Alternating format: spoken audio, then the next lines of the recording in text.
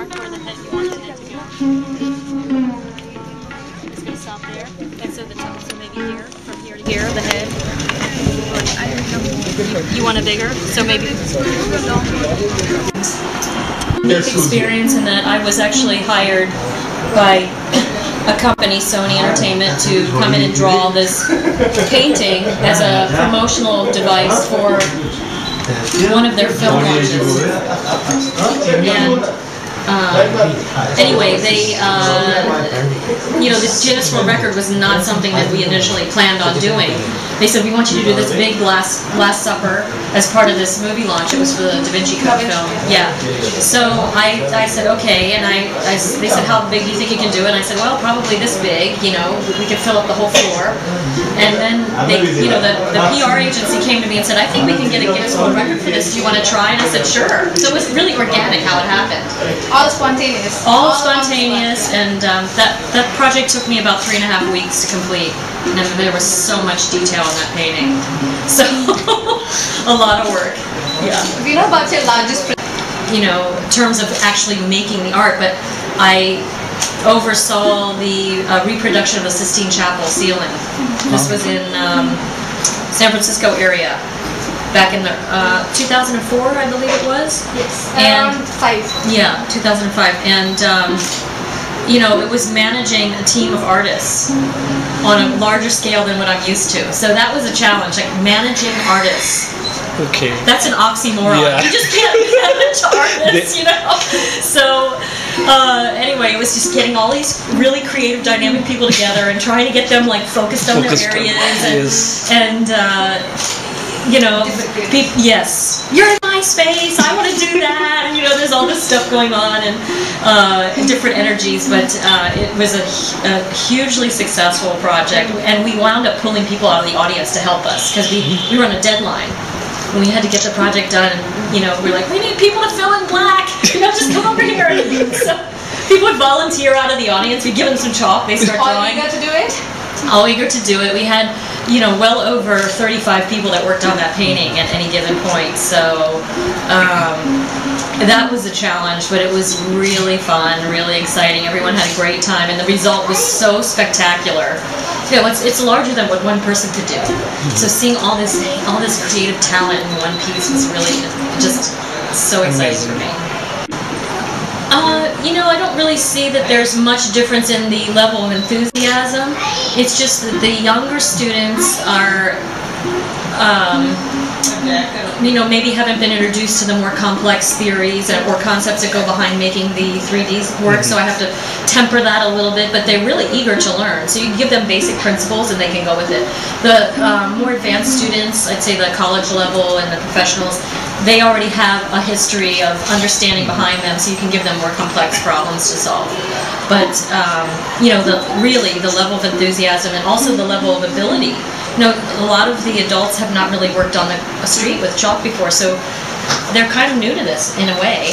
And so teaching them the techniques and how to blend and lay down the chalk is kind of the same across the board. It's hugely popular in the US, Mexico, Europe, you know, Australia. These festivals are just growing in leaps and bounds. Every community in the US seems to have this. It's a nice way to get artists together. Usually the festivals in the US are fundraisers for... Participated in yesterday. It's not something that you usually do. So right. How was the experience? How did it go? It was terrific. This is the first time I've ever done anything in a collaborative manner outside of street painting with another type of art form, combining the two. So it was a unique concept that was brought to me, and I thought, wow, this sounds really cool, because Sudarshan's work is fantastic. So it was very organic, very easy. You know, somebody batted out and threw out the idea, let's do an eco piece. Okay, I did a sketch, I sent it to them, that looks great, let's try this. And, you know, just really, everyone was just right on board, really easy, no problems. And when I got there, he had done this amazing sculpture of dolphins, you know, and I thought, oh my gosh, I have to step up, you know. because he set a really high bar, and it was great. It was a lot of fun. I haven't never worked on the beach like that before, so that was definitely a treat because the weather was beautiful, and yeah, it was just, I love the ocean, so it's nice to be there.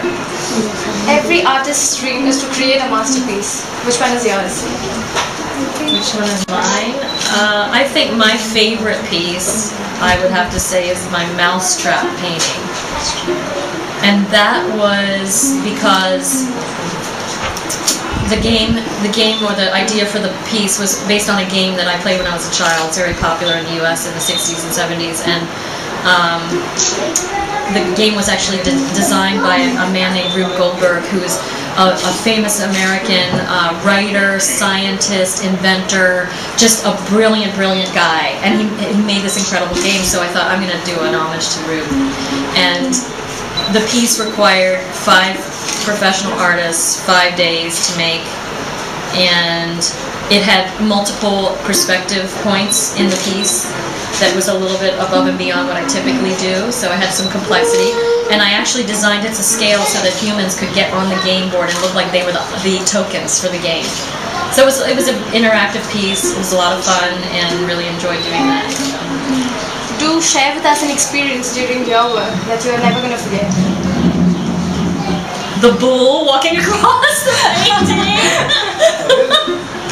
You know, I had some crazy experiences here in India, you know, like wildlife, you know, getting on the artwork, and that's the second time a bull has come near my painting.